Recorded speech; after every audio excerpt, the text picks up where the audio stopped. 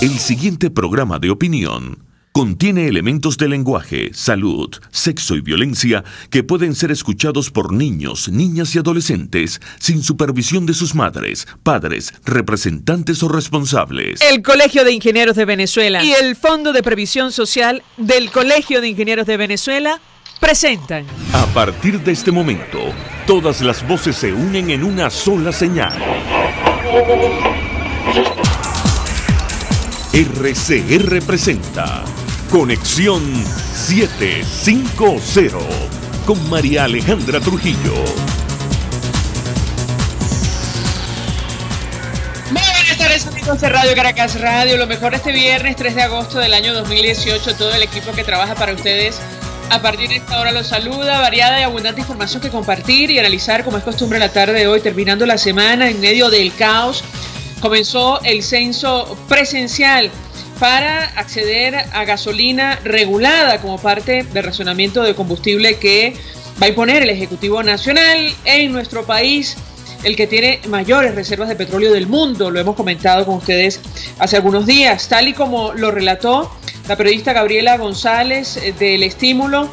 Bueno, la desorganización reinó en la Plaza Bolívar de Caracas y personas que estaban desde las 7 de la mañana a las 11 de la mañana permanecían en el mismo sitio en la cola. Además, los colectivos la amenazaron, según ella contaba en su cuenta en Twitter, por tomar declaraciones a personas que no están de acuerdo con esta medida. Lo comentaremos, como es natural, durante la tarde de hoy. A partir de las 5:30 hablamos ampliamente de este tema. Por cierto, los transportistas protestaron este viernes en el municipio Chacao, rechazando el nuevo censo que promueve el gobierno y exigieron acceso a insumos para sus vehículos. La pregunta que nos hacemos es: ¿el racionamiento de la gasolina va a resolver el problema de la caída de la producción de petróleo en Venezuela?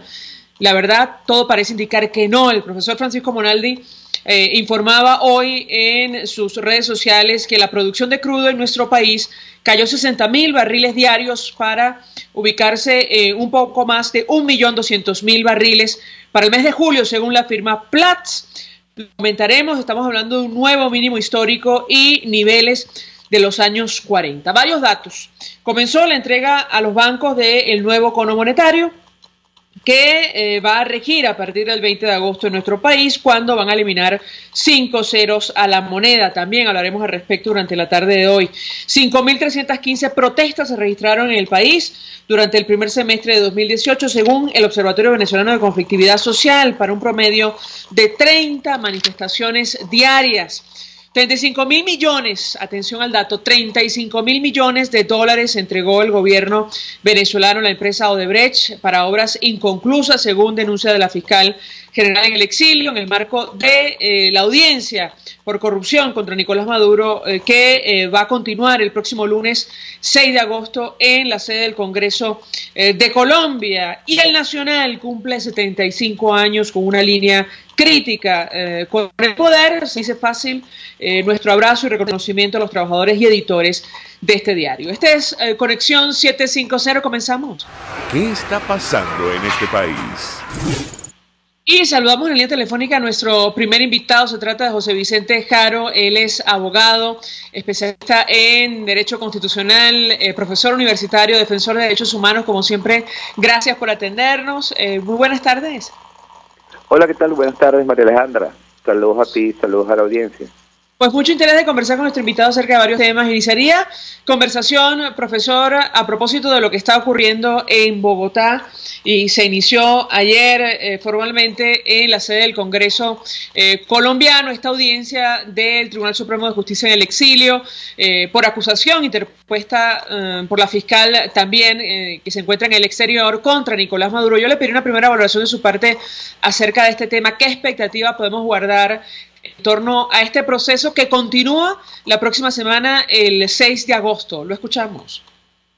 Sí, es un proceso, vamos a decir, histórico, porque debido a la situación que tenemos de falta de institucionalidad en Venezuela, debido a que el Poder Judicial en Venezuela está totalmente controlado por Nicolás Maduro, pues aquí en Venezuela sería imposible una investigación y una determinación de responsabilidad penal de Nicolás Maduro Moros.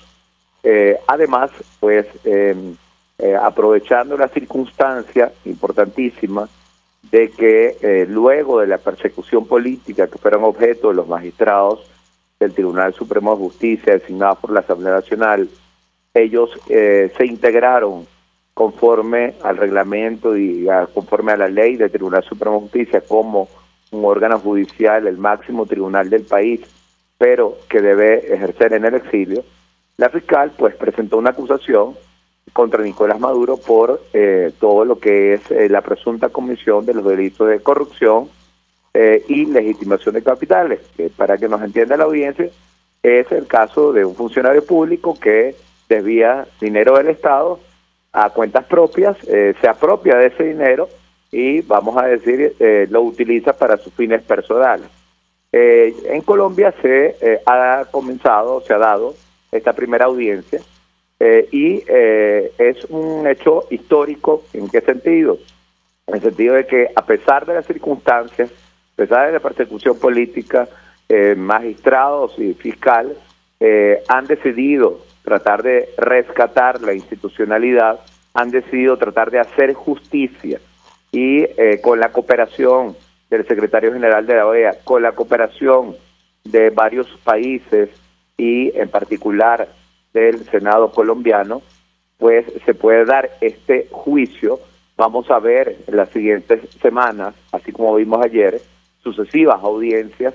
Yo calculo aproximadamente las 2 próximas semanas vamos a ver audiencias importantes sobre este caso y unas primeras decisiones relevantes sobre este caso que van a permitir conocer todo este entramado de corrupción que se ha denunciado internacionalmente contra varios jefes de Estado y varios vicepresidentes y altos funcionarios públicos en Latinoamérica, lo cual puede determinar políticamente la responsabilidad política de Nicolás Maduro, pero también su responsabilidad penal, y puede tener alguna repercusión desde el punto de vista político a nivel internacional y a nivel nacional.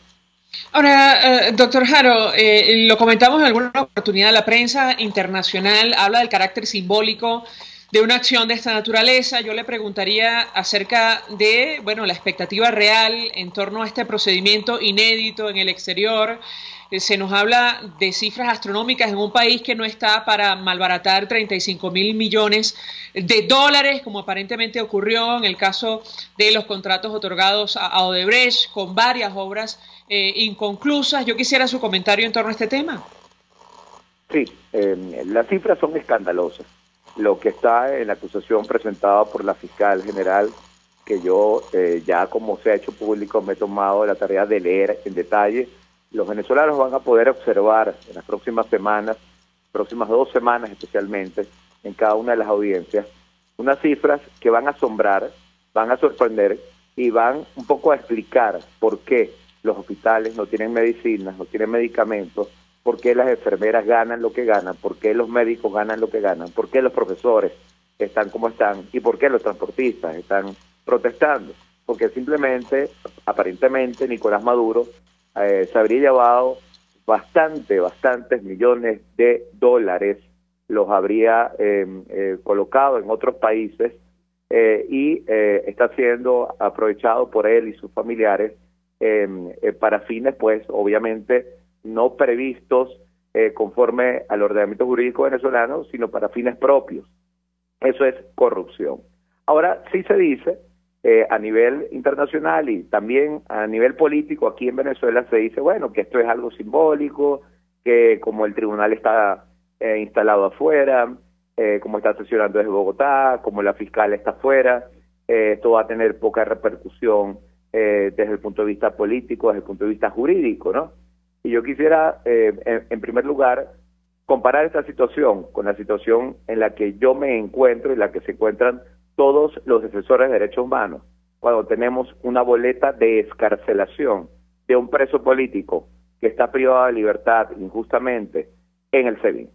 Cuando nosotros tenemos una boleta de excarcelación y vamos al SEBIN a que liberen a esa persona, muchas veces agarran la boleta, la toman, nos ven la cara, la rompen en nuestra cara y nos dicen, lo sentimos mucho, no va a salir tal o cual preso político o tal o cual presa política. Y eso nos pasa una y otra vez y tenemos que presentar 1, 2, 3, 4, 5 habeas corpus. Muchas veces tenemos que estar haciendo presión en los medios de comunicación, tenemos que ir a la CIDH, tenemos que ir a las comisiones de derechos humanos de la ONU, comité de detenciones arbitrarias, comité contra la tortura, etcétera, y tenemos que luchar para que una decisión judicial finalmente se transforme en realidad.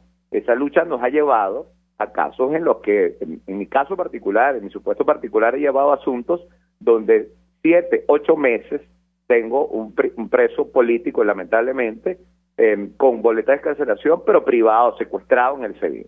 Bueno, lo mismo vamos a tener con el caso de Nicolás Maduro, de producirse un condenatorio. Vamos a tener una sentencia, pero esa sentencia no es que va a surtir efectos inmediatamente, sino que vamos a tener que luchar, como luchamos los defensores de derechos humanos para liberar un preso político cuando ya tenemos la boleta de excarcelación. Vamos a tener que luchar para que esa responsabilidad penal se haga concreta, para que esa responsabilidad penal se obedezca, y eso sea principalmente, vamos a decir, replicado por otros poderes judiciales de otros países, como por ejemplo Panamá, donde habría sumas importantes, millones de dólares, que Nicolás Maduro había colocado en ese país, entre otros países, países como Brasil, donde se transaron y tramitaron ciertas operaciones y transacciones cuyo poder judicial también puede actuar, países como Perú, países como Argentina, etcétera. En definitiva, esto va a permitir que otros poderes judiciales actúen en el mundo y también determinen la responsabilidad que tiene el gobierno venezolano y concretamente Nicolás Maduro en ciertos asuntos que han impactado también a esos estados, a esos territorios, y en definitiva va a permitirnos conocer la verdad sobre el caso Odebrecht, que es una trama de corrupción transnacional, siempre hay que repetirlo, y que entra dentro de la Convención de Palermo, y ese eco internacional va a ser importante para luego trasladarlo a nivel nacional y bueno, tener que hacer como hacemos los defensores de derechos humanos, luchar para que esas decisiones se cumplan más allá de los impedimentos que siempre se le van a tratar de poner, buscando una perfección, vamos a decir, jurídica, buscando que todo se haga automáticamente, pero a la final lo cierto es que muchas veces la justicia es algo que se consigue no solamente recorriendo la ruta del derecho y las formalidades legales, sino también luchando para que decisiones judiciales se ejecuten y se hagan efectivas. Dos inquietudes, doctor Haro. En principio, en Argentina se está ventilando un caso que salpica a la expresidenta Cristina Fernández de Kirchner justamente por una red de sobornos, lo han denominado los cuadernos de la corrupción. El chofer del entonces viceministro Julio De Vido aparentemente, bueno, registró en un cuaderno la entrega de sobornos entre 2005 y 2015 y es un esquema muy similar al caso Odebrecht. Desde el Ministerio de Planificación se entraba en contacto con empresas contratistas, estas entregaban sobornos en efectivo y las bolsas eran trasladadas en maletines a distintas localidades, la residencia presidencial, la Casa Rosada, entre otros. Yo quisiera preguntarle si en el caso venezolano se demuestran estos delitos de corrupción y legitimación de capitales que señalan a Nicolás Maduro y otros funcionarios de su administración e internamente guardan silencio las autoridades, bueno, serían cómplices, hablo del Tribunal Supremo de Justicia o la fiscalía designada al margen de la Constitución por la Constituyente Comunal. Quisiera su comentario en torno a este tema y por otra parte, ¿qué le tocaría hacer a la Asamblea Nacional? Lo escuchamos. Sí, muy bien.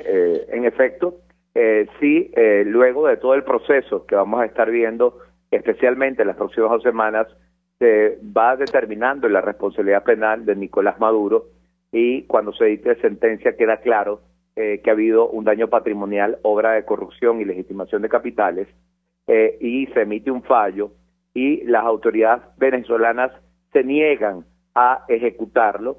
Entonces ya estaríamos en un supuesto no solamente de responsabilidad desde el punto de vista personal de responsabilidad como funcionarios públicos, de quienes de alguna forma están en el Poder Judicial venezolano, están en el Ministerio Público venezolano, están en la Contraloría General de la República, sino también de aquellos que son cuerpos de seguridad del Estado, órganos de seguridad del Estado, que no ejecuten pues las instrucciones dadas por el Tribunal Supremo de Justicia Legítimo.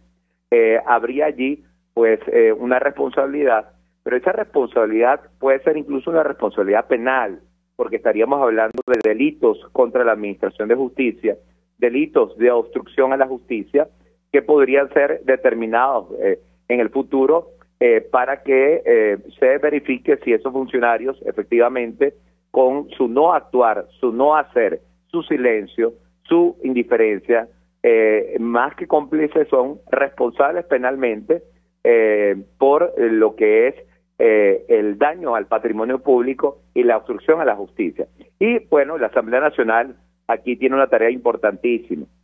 Yo he resaltado mucho que me preocupa la lentitud de la Asamblea Nacional en la Comisión de Contraloría sobre la investigación del caso Odebrecht. Es cierto que esa investigación se inició en su momento, hace ya más de 2 años, pero bueno, llevábamos más de 2 años y la Comisión de Contraloría no se ha pronunciado, no ha emitido el informe correspondiente y no se ha presentado a plenaria. Eso es algo que debería estar haciendo la Comisión de Contraloría, esperemos que sea así, pero en todo caso, la Asamblea Nacional, con respecto a esos funcionarios que no ejecuten la decisión de ser una decisión condenatoria del Tribunal Supremo de Justicia Legítimo con respecto a la responsabilidad de Nicolás Maduro, bueno, tendría que proceder a efectuar su destitución conforme a lo establecido en la Constitución, más allá de los enfrentamientos o desconocimientos que se puedan dar desde el Ejecutivo, desde el Poder Judicial o desde el Poder Ciudadano. Y también debería la Asamblea Nacional hacer lo que básicamente se ha hecho en Argentina. En Argentina se aprobó toda una legislación, una normativa para la repatriación, el rescate de todos los dineros mal habidos que fueron trasladados a personas particulares, testaferros, alrededor de los Kirchner, es decir, del dinero producto de la corrupción, cómo reintegrarlo al Estado. Toda una legislación. Yo creo que eso se tiene que trabajar aquí en la Asamblea Nacional de manera más, vamos a decir, agresiva, con el objeto de preparar el terreno para que en lo que se pueda hacer justicia también se pueda rescatar lo que se pueda rescatar de dinero para dedicarlo pues a los temas humanitarios que bastante están impactando a la población venezolana.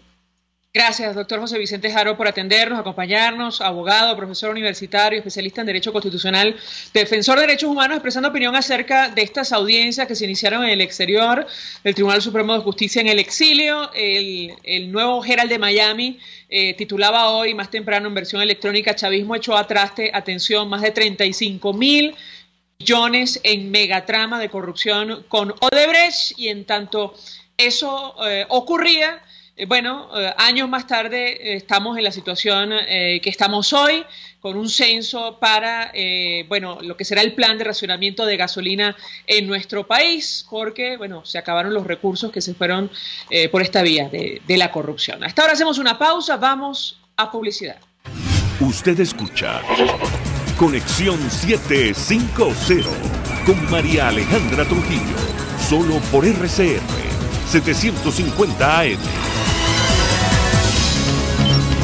Son las 5:18. Puedes seguirnos en nuestras redes sociales. En Twitter, @RCR750.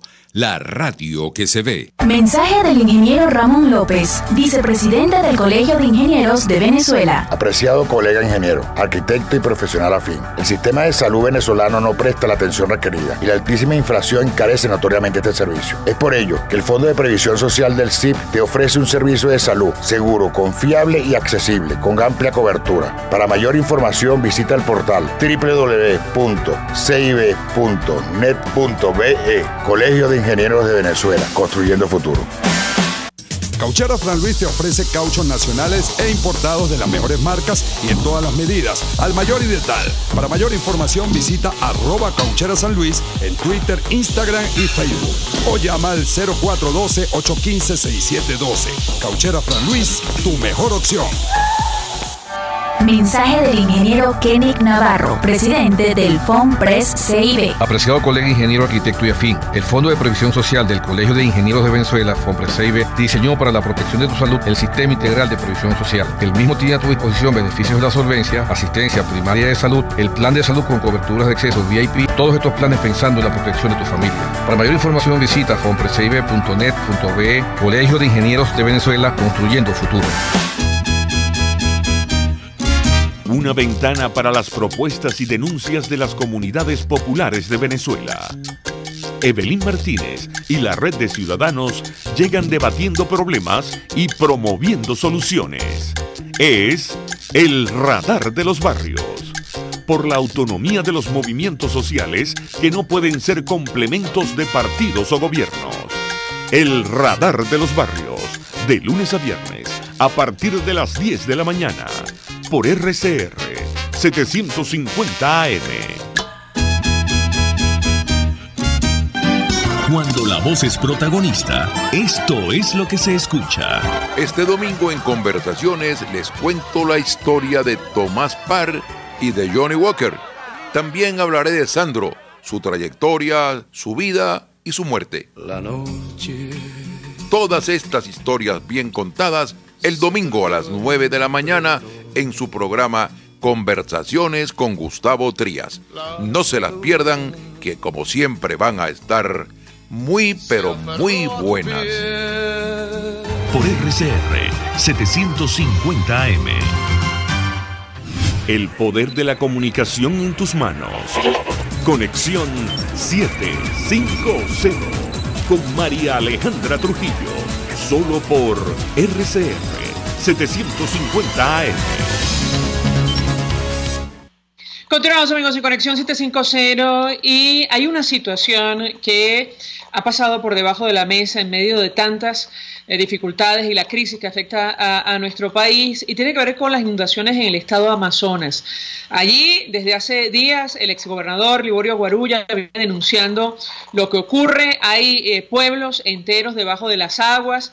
Él hace algunas horas decía que el gobierno nacional pretende tapar, prohibiendo informar lo que está a la vista de todos, lo que ha ocurrido con la crecida de el Orinoco y el efecto que ha tenido en distintas poblaciones en esta región del país. Él ha venido publicando fotografías, lo que está ocurriendo con la isla del Carmen de Ratón, la capital del municipio Autana, por ejemplo, entre otros. Nos acompaña Liborio Guarulla, recibe nuestra llamada desde Amazonas. Como siempre, gracias por atendernos. Muy buenas tardes. Buenas tardes, María Alejandra. Bueno, gracias por permitirnos, pues, llegar a muchos venezolanos que, como tú dices, pues tienen múltiples crisis, situaciones que afectan su vida, pero bueno, nuestro deber es anunciarle, pues, al pueblo venezolano y al mundo la dificultad por la cual están pasando los pueblos indígenas de Amazon y la población criolla también, la gente de Colombia, todos aquellos que viven en la ribera del río Orinoco y su afluente, pues están viviendo una situación histórica porque el invierno ha rebasado la cota que en más de un siglo ha registrado. Por ejemplo, en el año 1976, que fue la creciente más grande que se conoce, fueron de 53 metros con 66 centímetros. Pero el día de ayer la cota llegó a 53 con 90 centímetros, es decir, está próximo a alcanzar los 54 metros. Y esto ha significado que poblaciones enteras, como el caso de Puerto Páez, el caso de San Fernando de Atabapo y bueno, peligra también la isla del Carmen de Ratón de quedar bajo las aguas completamente. Y así como ella, muchas comunidades indígenas que han sido afectadas, unos 15 barrios de urbanizaciones de Puerto Ayacucho, el 85% de la población de Carreño, que es la capital del departamento del Bichada en Colombia, también están bajo las aguas. Y esto indudablemente que significa que hay más de 20.000 personas afectadas. Hay lugares a los cuales no se tiene acceso, por ejemplo el Alto Orinoco, que fue el primer sitio que fue afectado por las inundaciones, que es donde están las poblaciones Yanomami. Pues allá no hay comunicación, tampoco hay líneas para comunicarse con el municipio Manapiare o Maroa, que están totalmente incomunicadas, y bueno, también tienen la situación de que no hay gasolina, no hay comida, y por supuesto no está llegando la ayuda del gobierno. Eso de verdad se conoce porque no se ha visto absolutamente nada. Justo quería preguntarle a nuestro invitado cuántas comunidades, según la información que usted maneja, han resultado afectadas y qué está haciendo el gobierno nacional o incluso el ejecutivo regional. ¿Lo escuchamos? Bueno, yo diría que hay más de 80 comunidades indígenas que están siendo afectadas, porque hay que incluir al municipio Maroa, municipio Río Negro, todo lo que corresponde al Alto Orinoco, al municipio Manapiare y Autana, y por supuesto Atures, que es la capital. El tema es que gracias pues a nuestro llamado, a lo que hemos hecho a nivel nacional y a la cobertura que le han dado a los medios que todavía pueden hacerlo, el gobierno nacional ha dicho que ha estado ayudando, pero lo que ha llegado es una avioneta con unas bolsas de FLAC y las Fuerzas Armadas no está haciendo absolutamente nada.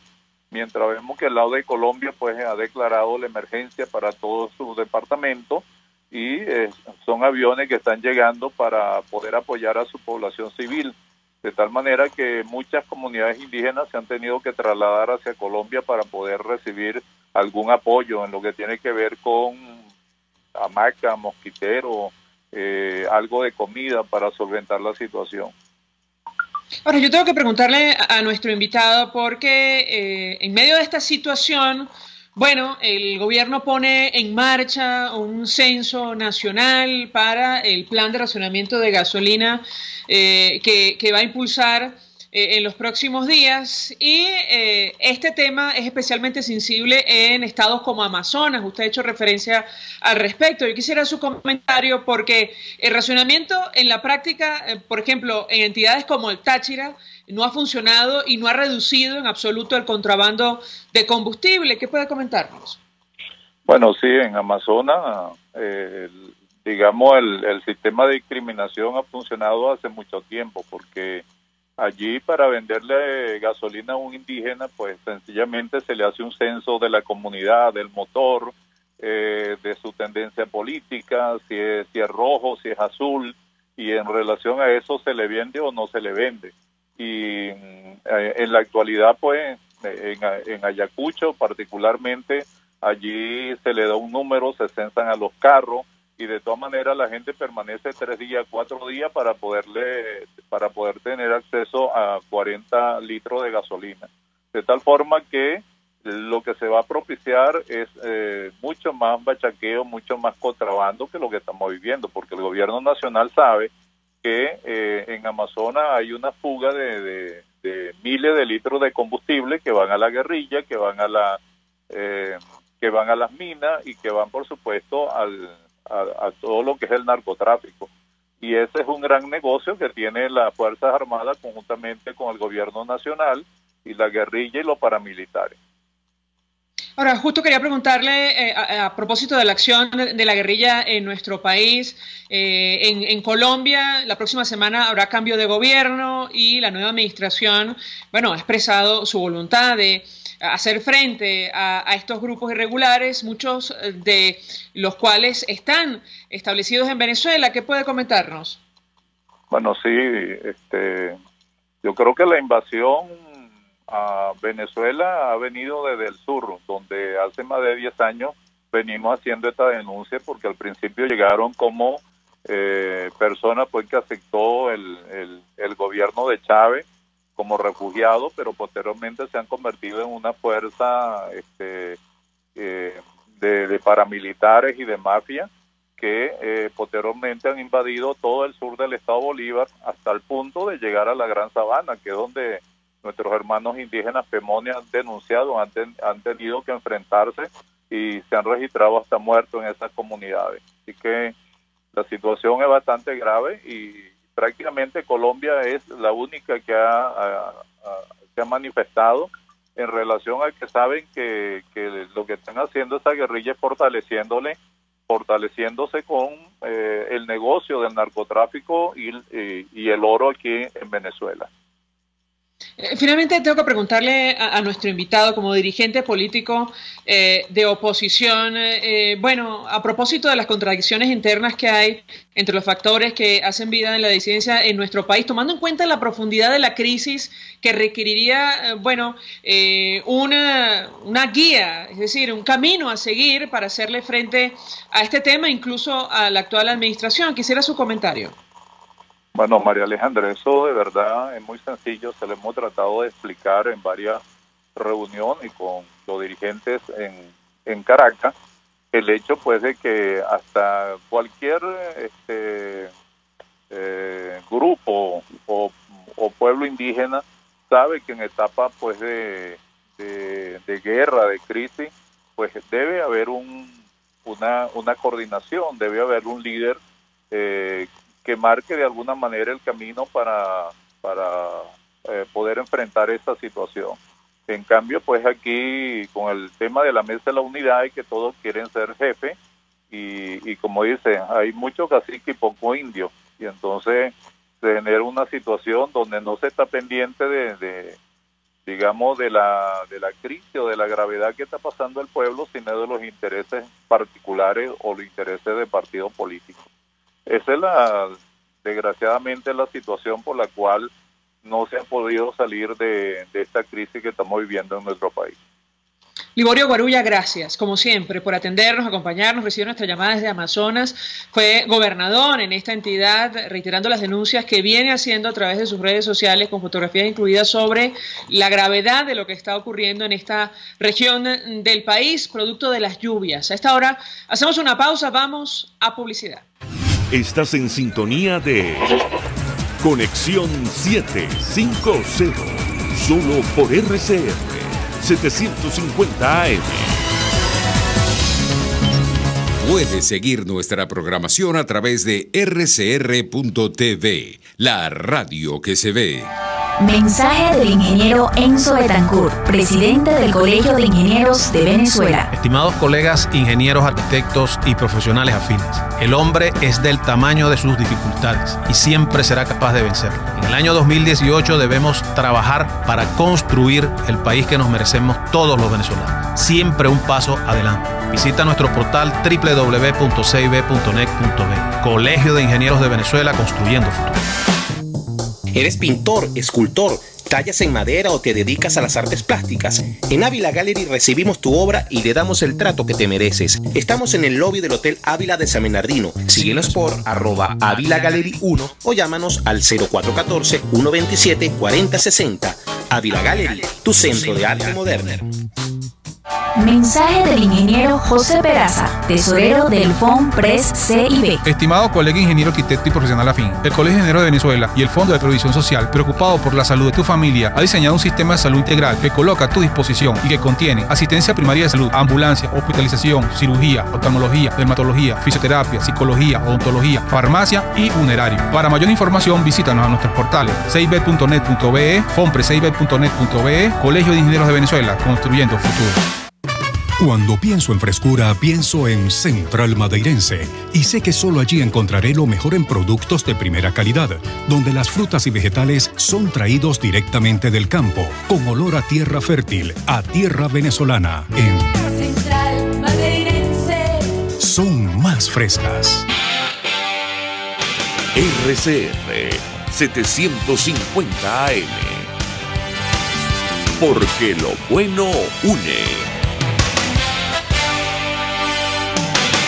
Este programa es presentado por Puig es María. María es de Puig.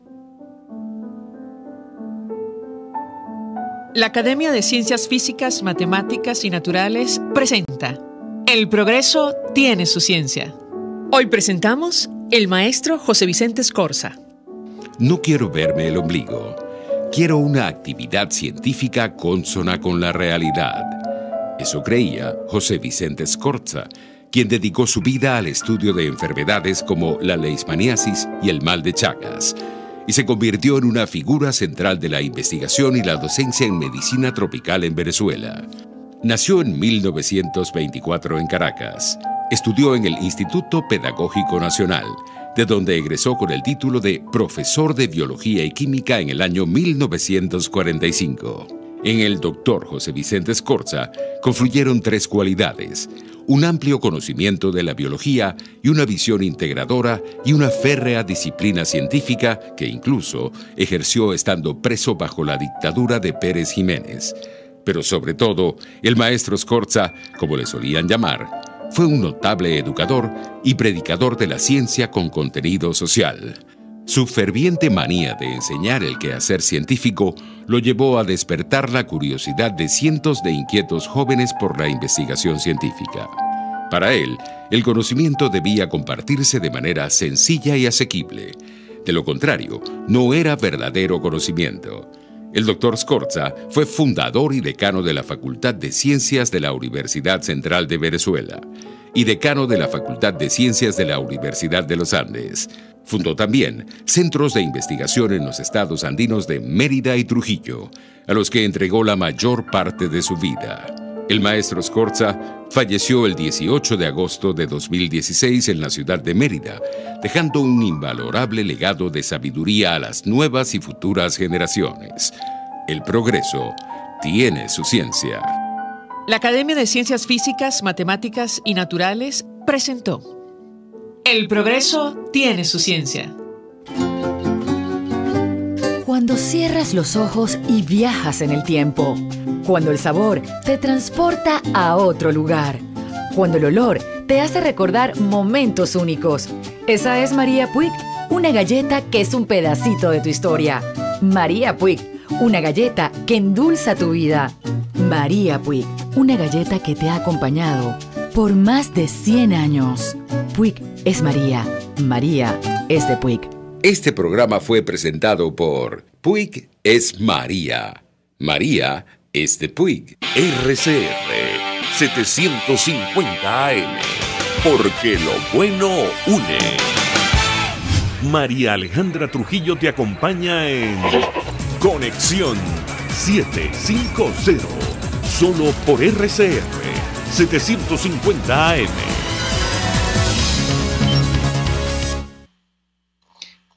Continuamos, amigos, en Conexión 750 y lo dicho, a partir de esta hora hablamos ampliamente acerca del telón de fondo de esta crisis, la situación económica. En medio del caos comenzó el censo presencial para acceder a gasolina regulada como parte del racionamiento de combustible que va a imponer en los próximos días el Ejecutivo Nacional en el país, lo hemos dicho, con mayores reservas de petróleo del mundo, tal y como lo vienen relatando algunos periodistas como Gabriela González.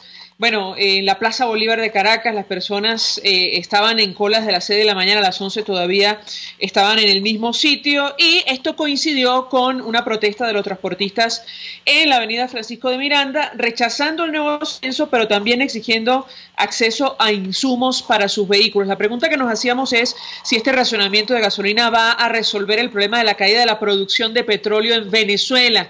Y da la impresión que no, a la luz de las cifras que han trascendido. En julio cayó otra vez la producción y ya se ubica solo por encima de 1.200.000 barriles según la firma Platts. Para conversar acerca de estos temas, saludamos en la línea telefónica a Alejandro Grisanti, economista, director de Ecoanalítica. Como siempre, gracias por atendernos. Muy buenas tardes. Mira, yo quisiera arrancar primero por un gobierno que no termina aprendiendo de sus errores, ¿no? Un gobierno que cree que puede mantener precios diferenciados de un mismo producto. Es decir, pareciera que con este censo lo que se está buscando es vender la gasolina a dos precios. A los que tienen el carnet de la patria, a los que son seguidores del gobierno, darle de alguna manera un descuento en la gasolina, vendérsela a un precio mucho más barato, y al resto de los venezolanos a un precio mucho más alto. Yo quisiera volver a llamar la atención que cada vez que se ponen precios diferenciados lo que trae es corrupción. Lo que va a traer, como en su momento lo hubo, va a haber personas raspando el carnet de la patria, como antes se raspaban los cupos de las tarjetas de crédito. Esto lo que va a terminar provocando es colas de gente en las bombas de gasolina ofreciendo su cupo de gasolina para cualquier otra persona que lo van a poder vender. Este cupo va a terminar siendo, por supuesto, mucho más valioso, de mucho más valor en la medida que la persona viva más cerca de las fronteras que de Caracas, pues. Entonces, de nuevo, es una nueva manera de volver a caer en temas de corrupción, de volver a caer en temas de transferencias y de ventas de cupos, que no es la solución que requiere el país. Yo quiero recordarle a todos los oyentes que ningún país, ni de derecha ni de izquierda, ni autocrático ni democrático, o sea, ninguno tiene dos precios de la gasolina. No lo tiene China, no lo tiene Bolivia, no lo tiene Colombia. O sea, uno puede ver a todo alrededor del globo y el precio de la gasolina es uno, y de nuevo el gobierno va a insistir en poner unos precios diferenciados, cosa que es una locura. Además, es una absoluta discriminación, como lo decían quienes han hecho la cola hoy en la Plaza Bolívar, o incluso los transportistas. Es decir, con la cédula sería suficiente para acceder a combustible, sobre todo en el país con mayores reservas de petróleo del mundo. Yo quisiera referirme a este tema porque ciertamente el racionamiento, como ha ocurrido en estados fronterizos, no ha resuelto absolutamente nada, no ha detenido el contrabando y en lo absoluto ha promovido el incremento de la producción de petróleo en Venezuela, que es uno de los problemas fundamentales. Yo quisiera su opinión, ¿lo escuchamos? Sí, no, totalmente, María Alejandra, y atrevámonos a soñar un poquito más, ¿no? Venezuela debería, una de las fuentes de atracción de divisas en Venezuela debería ser el turismo. ¿Cómo hace un turista para alquilar un carro y recorrer el país? ¿Cómo le pone gasolina? ¿Cómo hacemos incluso los turistas nacionales cuando nos estamos acercando hacia Mérida, hacia San Cristóbal, etcétera, que no podemos echar gasolina porque no tenemos la banda de seguridad que hay que tener cerca de la zona? Entonces, de nuevo, el gobierno intenta imponernos unas medidas de buscar un precio que no es el precio del mercado, de buscar imponer un precio y de esclavizarnos a todos alrededor de ese precio, en lugar de ceder y darse cuenta que gobiernos de derecha y de izquierda tienen que reconocer al mercado y tienen que reconocer los precios que existen en el mercado.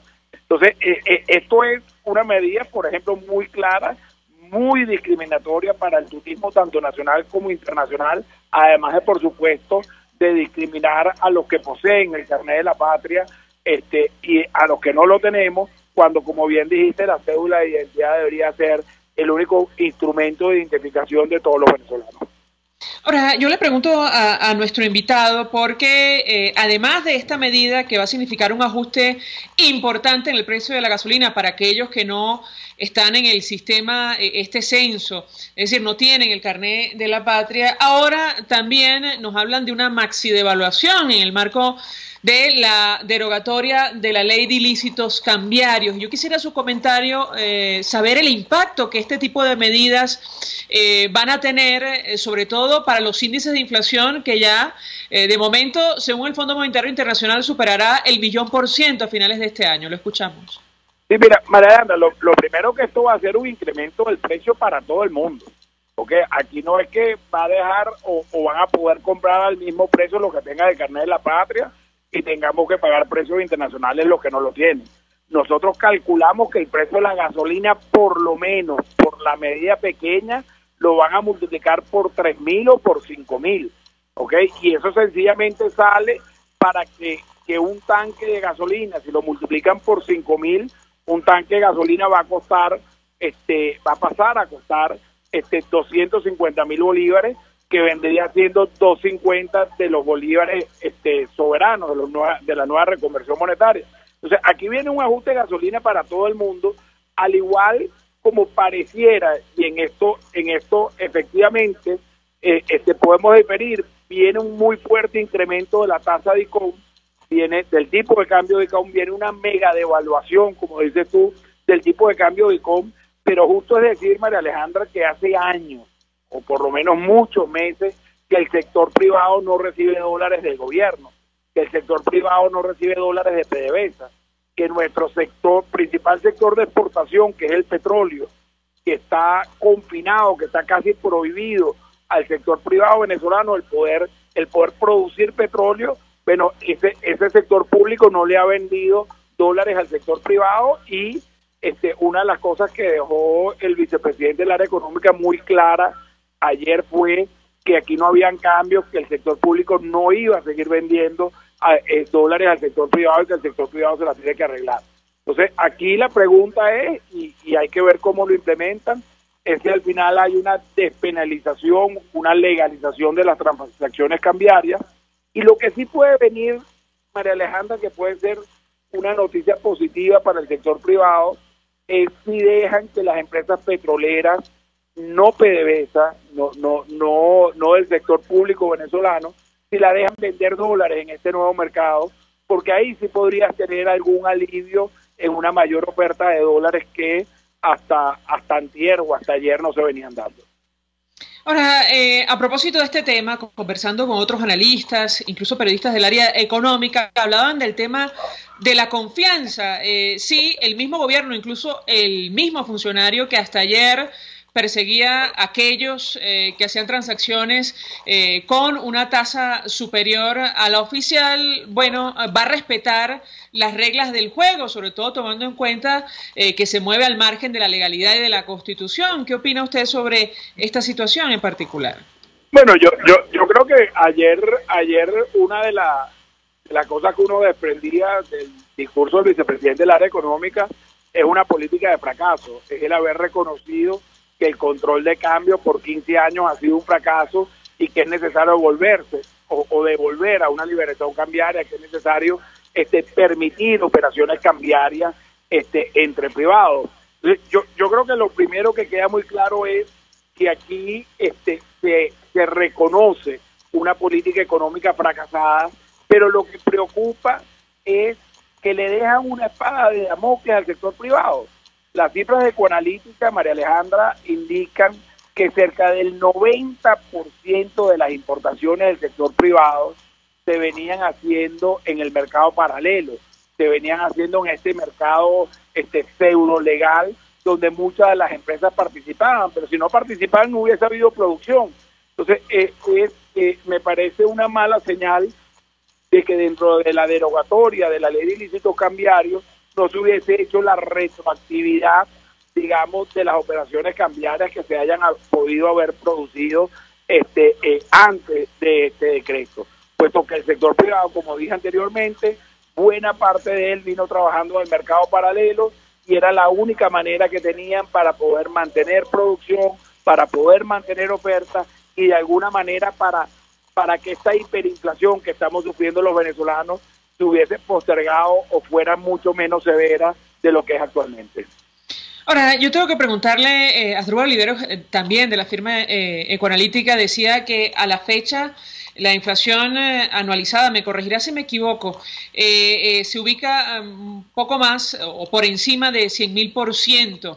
Ahora, el Fondo Monetario Internacional habla de 1.000.000% a finales de este año. Este tipo de medidas que anuncia el Ejecutivo Nacional, que no forman parte de un paquete para recuperar la economía y mucho menos abandonar el socialismo, ¿qué impacto pueden tener en las cifras de inflación? ¿Es posible calcularlo o no todavía? Lo escuchamos.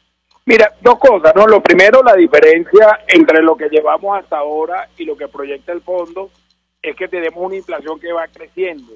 El promedio de la inflación del año pasado fue alrededor de un 32% del 2017, ¿ok? 32% mensual, y en lo que va de año llevamos cerca de 110% de promedio mensual. Entonces, por eso la diferencia, cuando uno ve hacia atrás, estás poniendo meses que la inflación ha podido ser un 30, 35%, pero eso no pareciera que va a pasar con lo que viene hacia adelante. El promedio de inflación ahorita en Venezuela es cerca del 25% semanal y nosotros de hecho tenemos estimaciones más pesimistas con respecto a inflación al cierre de año que puede situarlo más cerca del 1.400.000%. En cuanto a los anuncios, María Alejandra, que es la otra cosa que nos preocupa de sobremanera, es que no hay ningún anuncio para parar la hiperinflación. Ya en el mundo se sabe que el que origina hiperinflación, escuchamos de la génesis de la hiperinflación viene dado por el gasto fiscal, viene dado por el gobierno, por un gobierno que no sabe arroparse hasta donde le llega la cobija, por un gobierno que gasta muy por encima de sus ingresos y que intenta llenar esa brecha entre gastos e ingresos a través de financiamiento monetario, a través del Banco Central. Si el gobierno no se abrocha el cinturón, si el gobierno no reduce todo ese gasto suntuario que en muchos casos tiene en base y gastos que no lo ve la gente, al final el problema inflacionario no se va a corregir. El gobierno tiene que abrocharse el cinturón, el gobierno es la fuente de la hiperinflación y es necesario que el gobierno recapacite y actúe en este sentido para no seguir matando el poder adquisitivo de los venezolanos. Alejandro Guisante, tenemos que hacer una pausa para la policía. Me queda una pregunta más. De ser posible, le rogaría permanezca un par de minutos, para conocer los escenarios que ustedes plantean a partir del 20 de agosto, cuando se ponga en marcha, en teoría, esta reconversión monetaria. No serán 6 ceros, como nos decía usted, pero sí 5 ceros los que se les van a eliminar a nuestra moneda.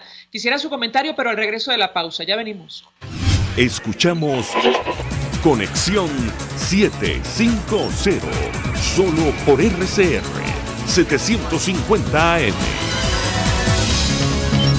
Sintonícenos a través de Periscope, @RCR750, la radio que se ve. Mensaje del ingeniero Ramón López, vicepresidente del Colegio de Ingenieros de Venezuela. Apreciado colega ingeniero, arquitecto y profesional afín, el sistema de salud venezolano no presta la atención requerida y la altísima inflación encarece notoriamente este servicio. Es por ello que el Fondo de Previsión Social del CIP te ofrece un servicio de salud seguro, confiable y accesible, con amplia cobertura. Para mayor información visita el portal www.cib.net.be,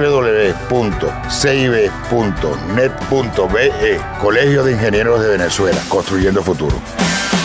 En Venegroup somos la solución en envíos aéreos y marítimos, destinos, Estados Unidos, Venezuela y Panamá, con la mejor calidad y en tiempo récord, de manera fácil y segura, a través de comprasyenvíos.com. Contáctanos 0251-710-4945 y por nuestras redes.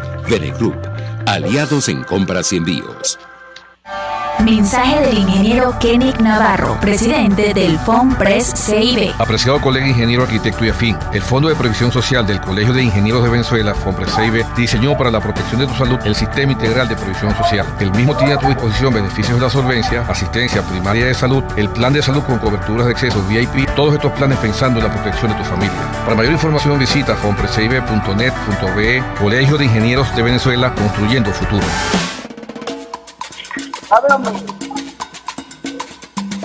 Fuerza que nos activa, fuerza que une a un país que quiere cambio. Mi nombre es Chuo Torrealba y estoy contigo desde las 5:30 de la mañana para que te enteres de todo lo que acontece dentro y fuera de un país en crisis, un país que quiere cambio y libertad. Unidad, la fuerza es la unión, de lunes a viernes desde las 5:30 de la mañana con Chuo Torrealba, solo por RCR, porque lo bueno une. El poder de la comunicación en tus manos. Conexión 750 con María Alejandra Trujillo, solo por RCR 750 AM. Continuamos, amigos, en Conexión 750, hablando acerca del telón de fondo de esta crisis, la situación económica. Nos resta 1 minuto o 2 y le damos una inquietud a Alejandro Guisante, economista, que nos acompaña sobre la reconversión monetaria a partir del 20 de agosto. Decía Tarek El Aizami que a partir de esa fecha termina la hiperinflación, lo cual es falso. Yo quisiera su comentario, lo escuchamos. Primero es un gobierno que por tanto tiempo no ha hecho nada, que han pasado meses y años sin tomar medidas, entonces pretende que se haga un censo de automóviles en 3 días, que para el 20 de agosto se lleve la reconversión monetaria, que los bancos cambien todos los sistemas con una semana que se anunció. Tenemos casi 9 días desde que se anunció eso, que los bancos corran cambiando todos sus sistemas, etcétera. Posiblemente, si el gobierno se empeña en hacerla el 20 de agosto, no van a poder los bancos hacer pruebas de conectividad entre ellos. Acordémonos que uno paga con una tarjeta del banco A en un punto de venta de un banco B. Entonces es muy importante que los sistemas de los bancos se prueben y se sepa que están los dos trabajando bien. Entonces, esta corredera para llegar al 20 de agosto no tiene ningún sentido. Yo creo que lo más recomendable, y así se lo hemos hecho saber públicamente, es que esta medida se postergue algunas semanas adicionales para que realmente se pueda llevar con la transparencia y el entendimiento debido. Estas no son medidas que deben salir entre gallos y medianoche y apresurados. Ya es confuso quitarle 5 ceros a la moneda para además poner a la gente a correr en esta parte. Entonces creo que es un gobierno que al final lo ha implementado de mala manera y que no va a generar la confianza necesaria. Y por último, como dije antes, María Alejandra, en la medida que no haya ninguna medida antiinflacionaria, ninguna medida de restricción del gasto, de que el gobierno se abroche el cinturón, es muy difícil pensar que realmente vamos a un sistema donde se va a reducir la inflación, sino que la hiperinflación va a seguir y va a seguir azotando a todos los venezolanos. Gracias, Alejandro Grisanti, como siempre, por atendernos y acompañarnos. Se nos ha agotado el tiempo, nos despedimos. Lo hacemos a nombre de Jaime Estares en la Dirección General de la Estación, en la gerencia de producción, Willy Charcaña, en la producción, Selene Pérez, en los controles, Eduardo Llanes, quien tuvo el inmenso placer de acompañarles, María Alejandra Trujillo. Los dejamos con la entrevista. RCR presentó Conexión 750 con María Alejandra Trujillo, solo por RCR 750 AM. El Colegio de Ingenieros de Venezuela y el Fondo de Previsión Social del Colegio de Ingenieros de Venezuela presentaron RCR 750 AM, porque lo bueno une.